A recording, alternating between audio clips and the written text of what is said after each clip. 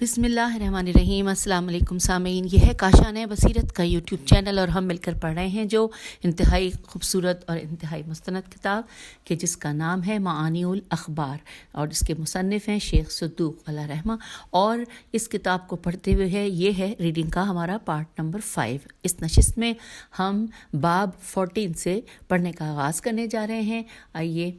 बाकायदा आगाज़ करते हैं। बिस्मिल्लाहिर्रहमानिर्रहीम। बाब 14 में की हेडिंग है अल्लाह ताला की रज़ा और नाराज़गी के मानी। आइए जानते हैं। लिखा है सबसे पहले नंबर 1 में लिखा है कि मेरे वालिद ने फरमाया कि हमसे बयान किया अहमद बिन इदरीस ने, उन्होंने अहमद बिन अबी अब्दुल्ला से, उन्होंने मोहम्मद बिन ईसा यक्तीनी से, उन्होंने मशरक़ी हमज़ा बिन रबी से, उन्होंने इससे जिसने उनसे ज़िक्र किया, उन्होंने कहा कि मैं अबू जाफ़र इमाम मोहम्मद बाक़र अलैहिस्सलाम की खिदमत में उस वक्त बैठा हुआ था कि वहाँ उमर बिन उबैद आया और उसने इमाम अलैहिस्सलाम से अर्ज़ की कि मैं आप अलैहिस्सलाम का फ़िदिया करार पाऊँ अल्लाह के इस कौल के जो कि सूरह तौहा की आयत नंबर 81 है, तर्जुमा कि जिस पर मेरा गज़ब नाजिल हुआ तो वो यकीनन गुमराह हुआ।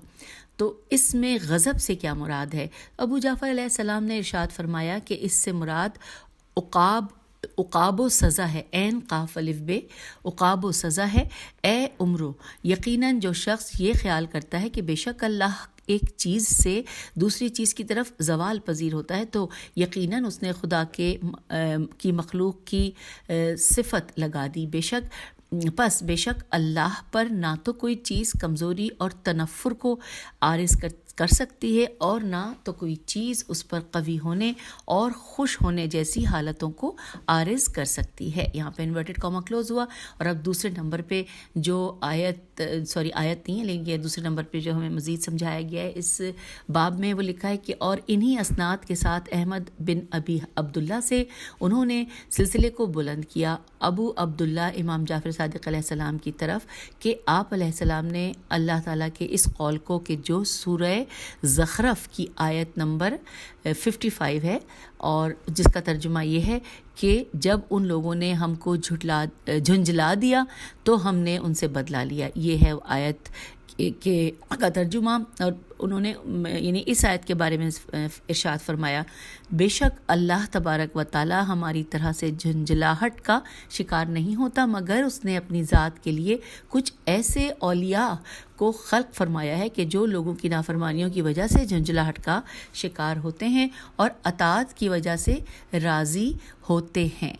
उसने उन औलिया को आक़िबत अंदेश व साहिब तदब्बुर बनाकर खल्क किया है और परवरदिगार ने उनकी रज़ा को अपनी रज़ा करार दिया है और उनकी नाराज़गी को अपनी नाराज़गी करार दिया है। और ये इस वजह से कि परवरदिगार ने उन औलिया को अपनी जानिब दावत देने वाले और अपनी तरफ से हुज्जत व दलील करार दिया है और इसी वजह से ये लोग इस मंजिलत और मकाम पर फाइज किए गए हैं। इस आयत का मतलब ये नहीं है कि परवरदिगार के साथ भी वही चीज़ मुत्तसिल व मरबूत होती है जो उसकी मखलूक़ात से मुत्तसिल होती है, बल्कि उसके वही माने हैं कि जो बयान किए गए हैं कि इससे बरगज़ीदा बंदों की रज़ा और नाराज़गी मुराद है। और यकीनन परवरदिगार ने हदीस कुदसी में भी फरमाया है कि जिसने मेरे वली और दोस्त की तौहीन की तो यकीनन वो मेरे साथ जंग करने के लिए मुकाबले पर आ गया और मुझे जंग की दावत दी। और परवरदिगार ने ये भी फरमाया है सूरह फतह की आयत नंबर 10 तर्जुमा कि बेशक वो लोग जो तेरी बैत करते हैं वो हकीकत में अल्लाह की बैत करते हैं। यहाँ पर ये तर्जुमा मुकम्मल हुआ है। लिखा है कि और इस कस्म की तमाम बातें इसी तरह से हैं कि जिसका मैंने तुम्हारे सामने तज़किरा किया है। ये सूरत हाल उसके राज़ी होने, गज़बनाक होने और इन दोनों के अलावा चीज़ों के लिए है कि जो इन रज़ा और रग़बत की हम शक्ल हैं। और अगर ये झुंझलाहट में मुब्तला होना और परेशान होना खुद मुकव्विने परवरदिगार की तरफ मुत्तसिल हो जाता, जबकि वो खुद ही इन दोनों यानी कि झुंझलाहट और परेशानी کو وجود میں لانے والا اور ان کو پیدا کرنے والا ہے، تو پھر کہنے والے کے لیے ممکن ہوتا کہ وہ یوں کہتا کہ مکون پروردگار کسی دن نابود اور ختم ہو جائے گا، چونکہ جب اس کے اوپر پریشانی اور غصے جیسی چیزیں داخل ہو جاتی ہیں تو اس کا مطلب یہ ہے کہ اس کی ذات میں تغیر و تبدیلی داخل ہو رہی ہے، اور جب کسی ذات میں تغیر اور تبدیلی داخل ہو جائے تو پھر وہ فنا و نابودی سے محفوظ نہیں رہ سکتا، اور اگر ایسا ہو جائے تو مخلوق کی جانب سے خالق کی معرفت ہی نہیں ہو سکتی، اور اللہ تعالیٰ اس بابت سے بلند ہے جیسا کہ بلند ہونا چاہیے، اور جیسا کہ بڑا اور بزرگ ہونا چاہیے، اور تمام چیزوں کا خالق ہے اور اس کو کوئی محتاجی نہیں ہے، اور جب اسے کوئی محتاجی نہیں ہے تو پھر اس کی ذات کی حد بندی کرنا اور اس کی کیفیت بیان کرنا محال ہے۔ پس تم اس بات کو سمجھو اور غور کرو، اور یہاں پہ انشاءاللہ لکھا ہے اور ختم ہو گیا یہاں پہ انورٹڈ کاما۔ اب تیسرا پوائنٹ لکھا ہے ہمیں سمجھانے کے لیے کہ ہم سے بیان کیا محمد بن موسیٰ بن متوکل نے، انہوں نے کہا کہ ہم سے بیان کیا علی بن ابراہیم بن ہاشم نے، انہوں نے اپنے والد سے، انہوں نے عباس بن عمرو فقیمی سے، انہوں نے حشام بن حکم سے، کہ ایک شخص تھے ابو عبداللہ امام جعفر صادق علیہ السلام سے سوال کیا کہ کیا اللہ تبارک و تعالیٰ کے لیے راضی ہونا اور ناراض ہونا چاہیے؟ تو آپ علیہ السلام نے ارشاد فرمایا کہ ہاں، مگر یہ اس انداز سے نہیں کہ جو اس کی مخلوق میں پایا جاتا ہے۔ مخلوق پر بے شک جب خوشی اور غضب داخل ہوتا ہے تو وہ ایک حالت سے دوسری حالت کی طرف منتقل ہوتے ہیں، چونکہ مخلوق چند ایسی اشیاء کا مرکب ہے کہ جس میں خوشی اور غصہ وغیرہ کا تغیر اپنا راستہ بنا لیتا ہے، جبکہ ہمارا خالق ایسا ہے کہ اس میں ایسی چیزوں کے داخل ہونے کی کوئی راہ نہیں ہے۔ وہ واحد ہے، وہ ذات کے اعتبار سے بھی یکتا ہے اور معانی کے اعتبار سے بھی یکتا ہے کہ اس کی ماہیت عین ذات ہے، تو پس اس کا راضی ہونا اس کا ثواب ہے اور اس کا ناراض ہونا اس کی سزا ہے، بغیر کسی ایسی دوسری چیز کے داخل انداز ہوئے جو ایک حالت کو دوسری حالت میں تبدیل کرنے اور تغیر پیدا کرنے کا سبب بنتی ہے۔ پس بے شک یہ تو اس کی مخلوق کی صفت ہے کہ جو عاجز اور محتاج ہیں، جبکہ وہ تبارک و تعالیٰ قوت والا اور عزت و اختیار والا ہے، اسے کوئی محتاجی نہیں ہے ان چیزوں کی کہ جن کو اس نے خود ہی خلق فرمایا ہے، بلکہ ساری کی ساری خلقت اس کی محتاج ہے۔ اس نے صرف اور صرف چیزوں کو خلق کیا بغیر کسی ضرورت اور بغیر کسی سبب کے، عدم سے وجود میں لاتے ہوئے اور بغیر کسی نمونے کے آغاز کرتے ہوئے۔ یہاں پر یہ باب 14 مکمل ہو گیا، اور اب ہم باب 15 پڑھنے جا رہے ہیں۔ آئیے میں اس کا عنوان بتاتی ہوں، ہے کہ اللہ تعالیٰ کی جانب سے ہدایت، گمراہی، توفیق اور بندوں کو اپنے حال پر چھوڑ دینے کے معنی۔ اس کے معنی ہم پڑھیں گے۔ اس میں سب سے پہلے لکھا ہے کہ ہم سے بیان کیا علی بن عبداللہ وراق نے، واو رے الف قاف ہے اور رے پہ تشدید ہے، محمد بن احمد بن شیبانی اور علی بن احمد بن محمد رضی اللہ نے، اور انہوں نے کہا کہ ہم سے بیان کیا ابو العباس احمد بن یحییٰ بن زکریا قطان نے، قاف تو الف نون تو پہ تشدید ہے، انہوں نے کہا کہ ہم سے بیان کیا بکر بن عبداللہ بن حبیب نے، انہوں نے کہا کہ ہم سے بیان کیا تمیم بن بہلول نے، انہوں نے اپنے والد سے، انہوں نے جعفر بن سلیمان بصری سے، انہوں نے عبداللہ بن فضل ہاشمی سے، اور انہوں نے کہا کہ میں نے ابو عبداللہ امام جعفر بن محمد الصادق علیہ السلام سے اللہ تعالیٰ کے اس قول کے بارے میں سوال کیا، اور وہ قول ہے سورہ کہف کی آیت نمبر 17 کا ترجمہ۔ آئیے مل کر پڑھتے ہیں کہ وہ کہ جسے اللہ ہدایت دے دے وہی ہدایت قبول کرنے والا ہے، اور وہ کہ جسے اللہ گمراہی میں چھوڑ دے تو پس تم اس کے لیے کسی سرپرست اور رہنمائی کرنے والے کو نہیں پاؤ گے۔ یہاں پر انورٹڈ کاما کلوز ہو گیا۔ سورہ کہف کی آیت نمبر 17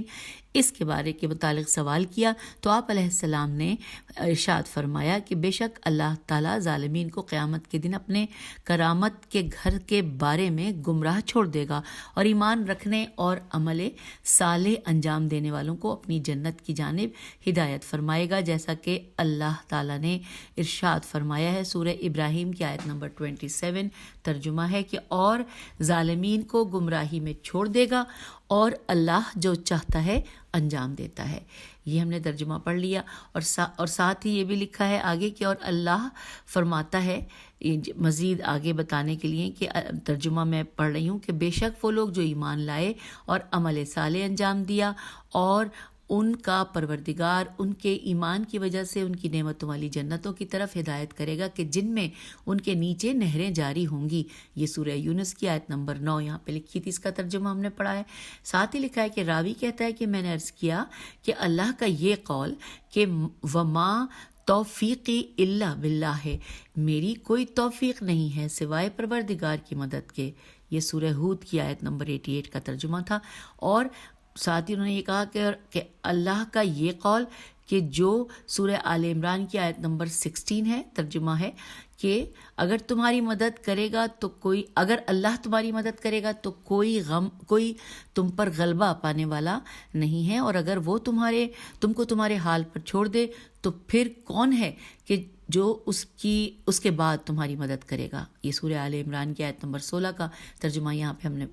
پڑھا ہے. اور لکھا ہے کہ اس سلسلے میں وضاحت فرمائی ہے. انہوں نے سوال کیا تو امام علیہ السلام نے فرمایا کہ جب بندہ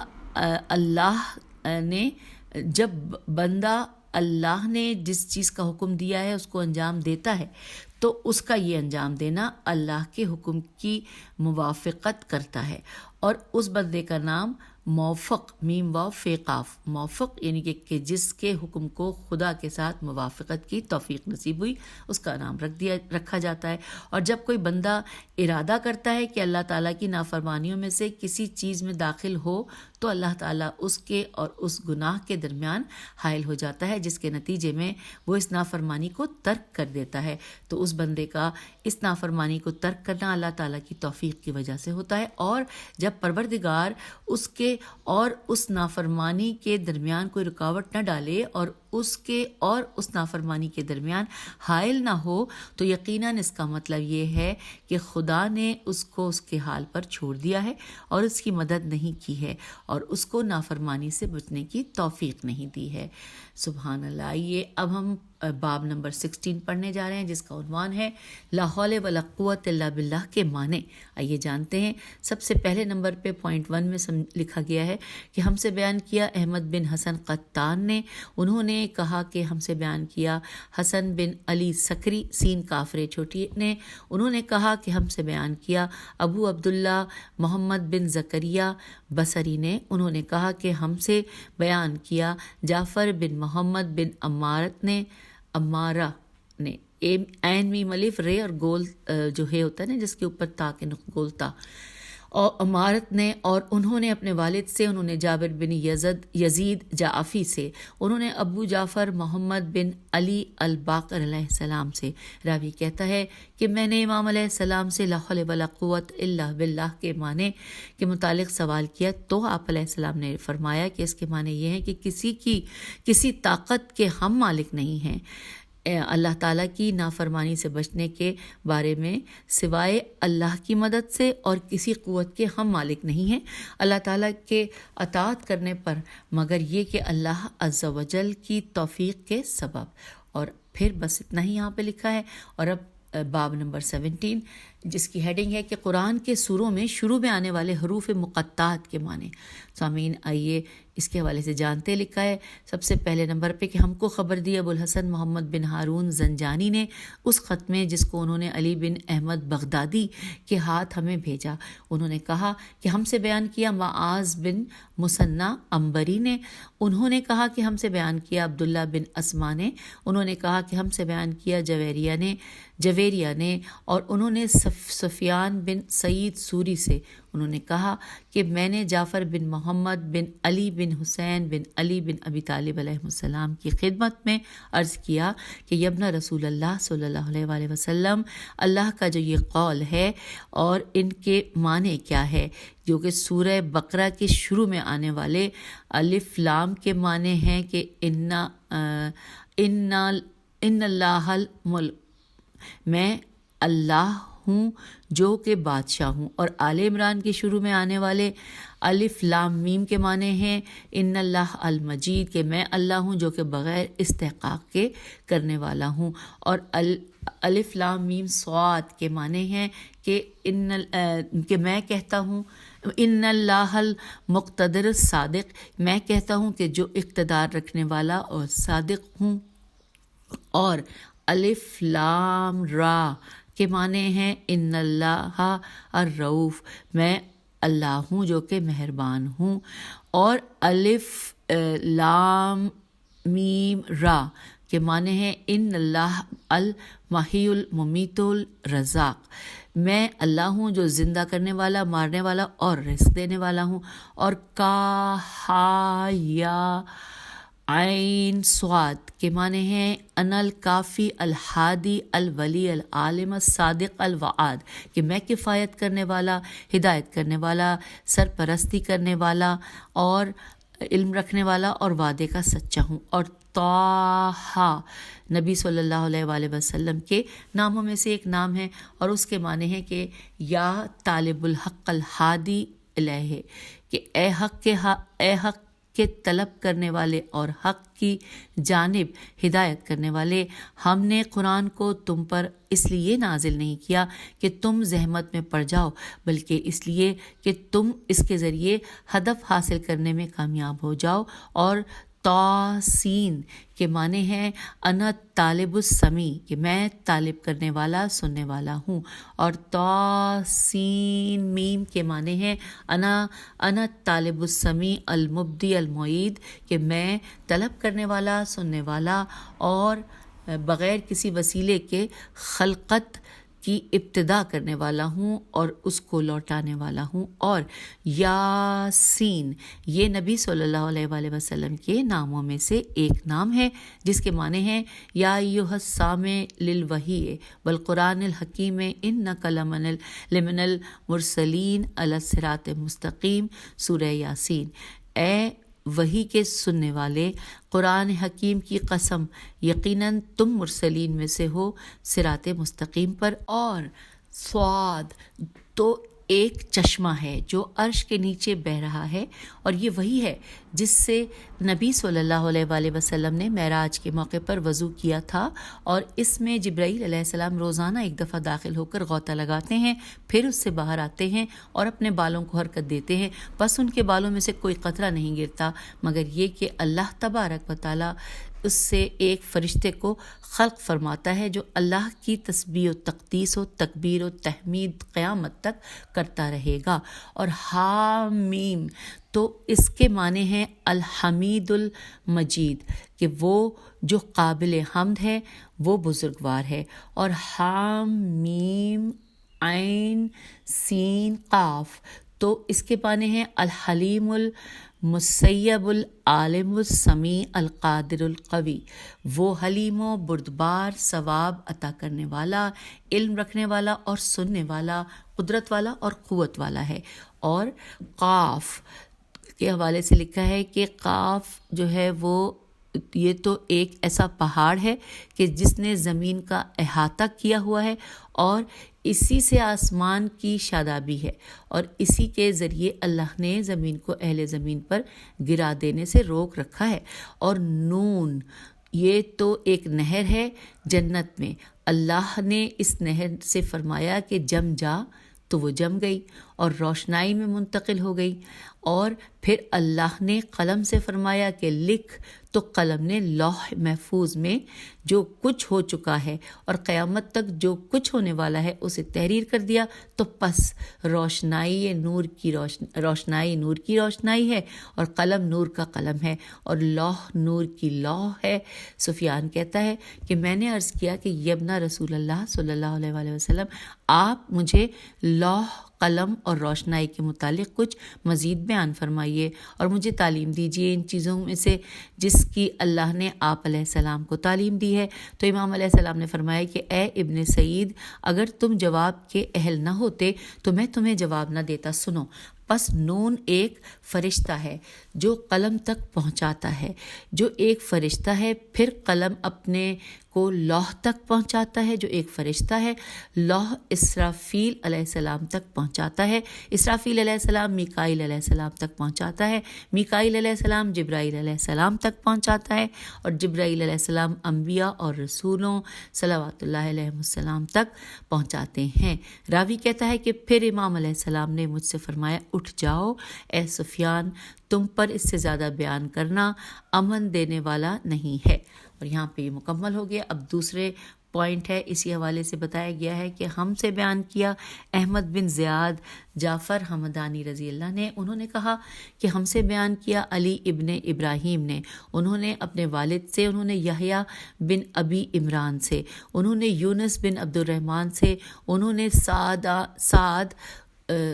سعدان سے، سین عین دال الف نون، انہوں نے سعدان سے، انہوں نے ابو بصیر سے، انہوں نے ابو عبداللہ امام جعفر صادق علیہ السلام سے کہ آپ علیہ السلام نے فرمایا کہ الف لام میم یہ اللہ کے اس اسم اعظم کے حرفوں میں سے ہیں کہ جس کو قرآن میں مختلف اجزاء کی شکل میں بیان کیا گیا ہے کہ نبی صلی اللہ علیہ وآلہ وسلم اور امام علیہ السلام ان کے اجزاء کو جوڑ کر اس کی تالیف کر لیتے ہیں. پس جب اس کے ذریعے سے وہ دعا مانگتے ہیں تو وہ مستجاب ہوتی ہے. پھر لکھا ہے ذالک الکتاب لا ریب فیہ ھدی للمتقین کہ یہ وہ کتاب ہے کہ جس میں ذرہ برابر شک نہیں ہے، متقین کے لیے ہدایت ہے. فرمایا کہ یہ ہمارے شیعوں کے متعلق بیان ہے. پھر لکھا ہے کہ الذین یؤمنون بالغیب ویقیمون الصلاۃ ومما رزقناہم ینفقون کہ وہ لوگ کہ جو غیب پر ایمان لائے ہیں،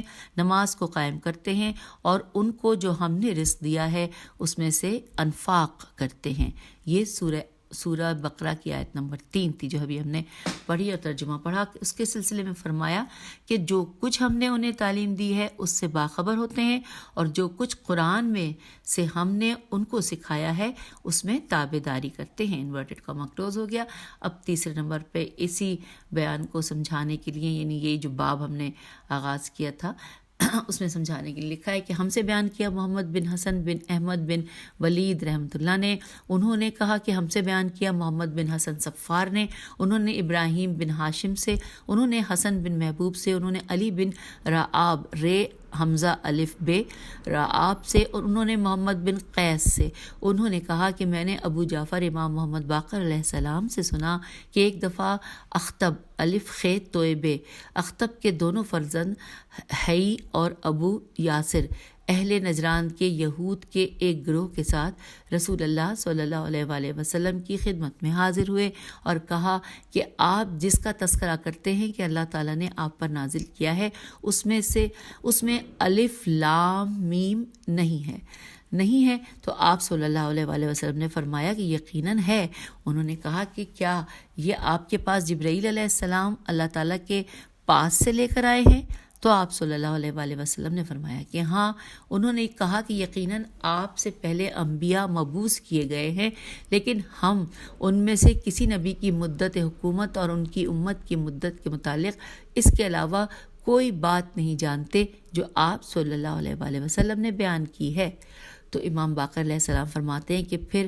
حی بن اختب اپنے ساتھیوں کے روبرو آیا اور ان سے کہا کہ الف یعنی 1، لام یعنی 30 اور میم یعنی 40، تو یہ 71 سال ہو گئے. تو تعجب ہے ان لوگوں کے بارے میں کہ جو ان کے دین میں داخل ہو رہے ہیں کہ جس کی سلطنت اور جس کی امت کی مدت 71 سال ہوگی. امام علیہ السلام فرماتے ہیں کہ پھر وہ رسول اللہ صلی اللہ علیہ وآلہ وسلم کے روبرو آیا اور کہا اے محمد صلی اللہ علیہ وآلہ وسلم کیا اس کے ساتھ کچھ اور بھی ہے؟ تو آپ صلی اللہ علیہ وآلہ وسلم نے فرمایا کہ ہاں. اس نے کہا پیش کیجئے. آپ صلی اللہ علیہ وآلہ وسلم نے فرمایا کہ الف لام میم صاد.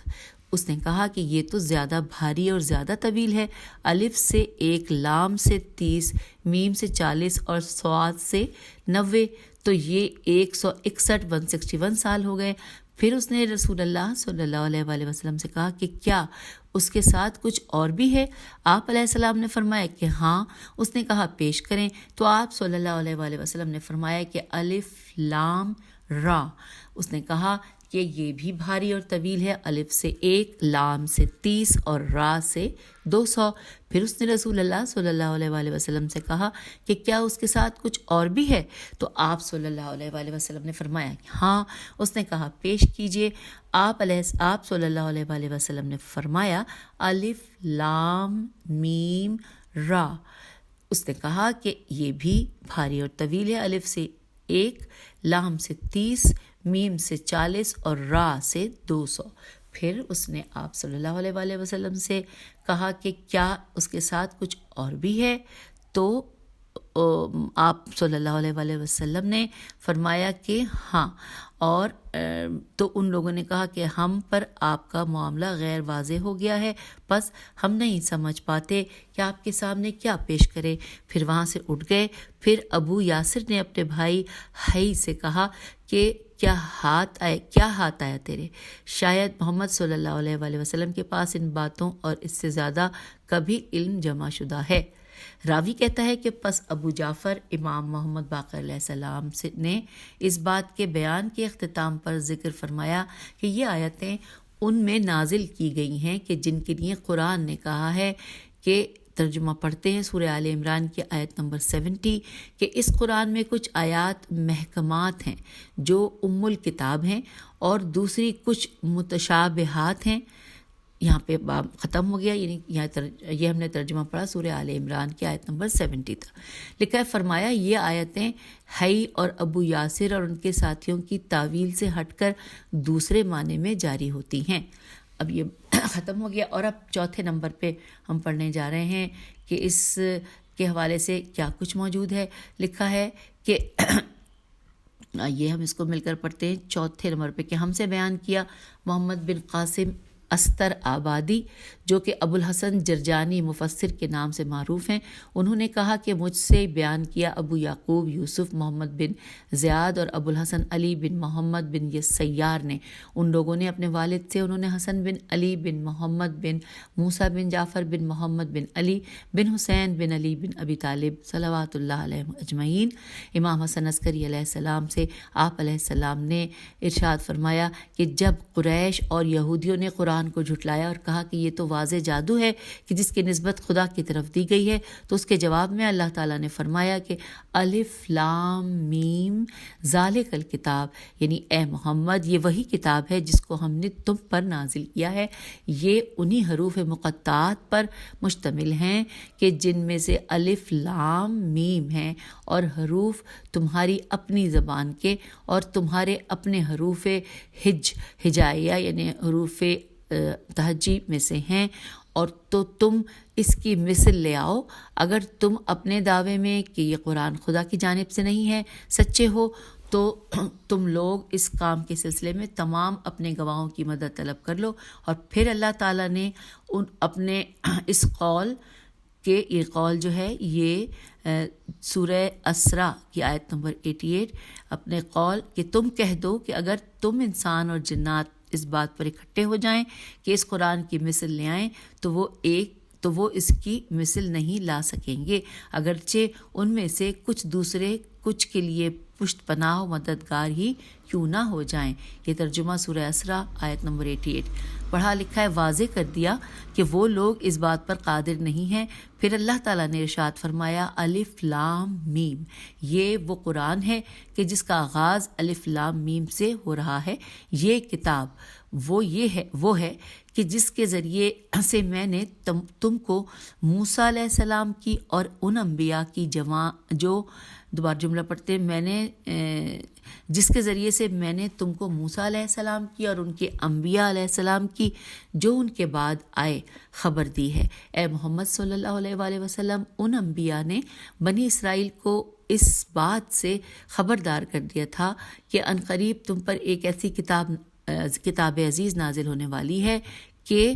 اب یہاں پر جو یہ ہے سورہ حام میم سجدہ کی آیت نمبر 42 لکھی ہے اور اس کا ترجمہ آئیے پہلے وہی پڑھ لیتے ہیں۔ لکھا کہ پھر دوبارہ سے تھوڑا سا پہلے سے لے کے چلتے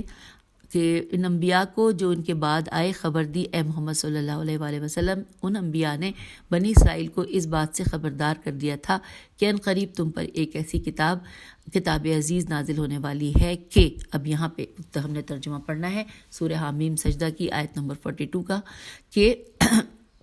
باطل نہ تو اس کے آگے بھٹک سکتا ہے نہ اس کے پیچھے سے، کیوں خوبیوں والے حکیم و دانا پروردگار کی بارگاہ سے نازل ہوئی ہے۔ یہ ترجمہ مکمل ہوا، اور پھر لکھا ہے کہ اس میں کوئی شک اس میں کوئی ریب و شک نہیں ہے، اور کوئی شک نہیں ہے اس بات میں کہ یہ ان لوگوں پر ظاہر و آشکار ہے جیسا کہ ان کو اس قرآن سے ان کے انبیاء نے باخبر کر دیا تھا کہ بے شک محمد صلی اللہ علیہ وآلہ وسلم نام کا ایک نبی آنے والا ہے، جس کے اوپر ایک ایسی کتاب نازل ہوگی کہ جس کو باطل مٹا نہیں سکے گا، اور وہ اس کی امت تمام حالتوں میں اس کی تلاوت کرے گی۔ سامعین، ابھی جو ہم پڑھ رہے ہیں باب، اس میں مزید 3-4 صفحات موجود ہیں جس کو ہم اس نے ٹائم ہمارا کیونکہ 30 منٹ سے زیادہ ہو گئے تو شاید ہم اس کو اس نشست میں مکمل نہ کر پائیں، لیکن ہم نے جہاں سے چھوڑا ہے ہم وہیں سے آگے چلیں گے اور اس کے بعد اگلے باب کی جانب جائیں گے۔ ہم ابھی حروف مقطعات کے بارے میں بہت کچھ پڑھ رہے ہیں اور جان رہے ہیں، جو کہ باب نمبر 17 پہ ہم نے شروع کیا ہے۔ تو آئیے اب اجازت دیجیے اور ساتھ ہی اگلی نشست میں تشریف لے آئیے۔ خدا حافظ، فی امان اللہ۔